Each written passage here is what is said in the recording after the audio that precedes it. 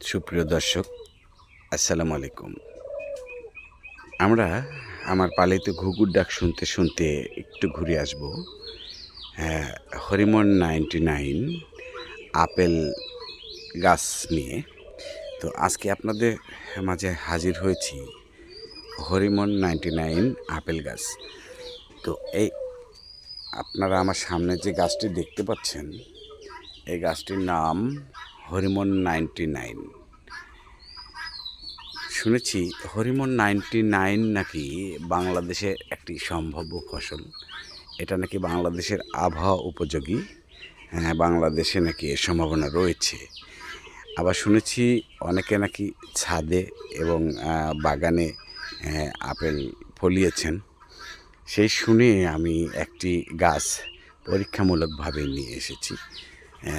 নিয়ে এসে লাগিয়েছি।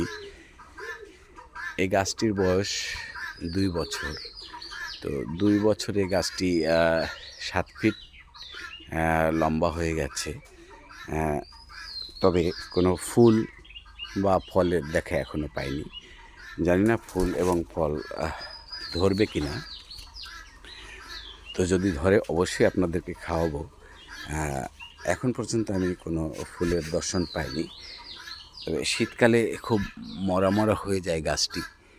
গাছটি যে খুব ঝাঁকড়া তা নয়। এই দেখেন, গাছটি কিন্তু অলরেডি রৌদ্রের মধ্যেই লাগানো।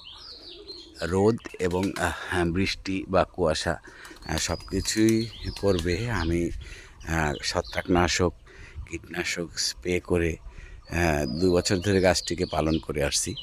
কিন্তু এ গাছে এখনও ফুলের দর্শন পাই নাই।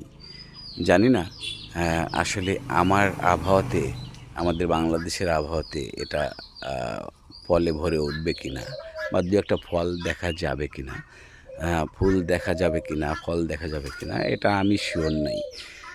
তো যেহেতু ২ বছর বয়স হয়ে গেছে, জানি না একটা আপেল গাছে কত বছর বয়সে ফল ধরে। তো যদি আপনাদের কারো জানা থাকে তাহলে আমাকে কমেন্ট করে জানাবেন যে আসলে এটা আসলে আমাদের দেশের জন্য সম্ভাব্য কি না।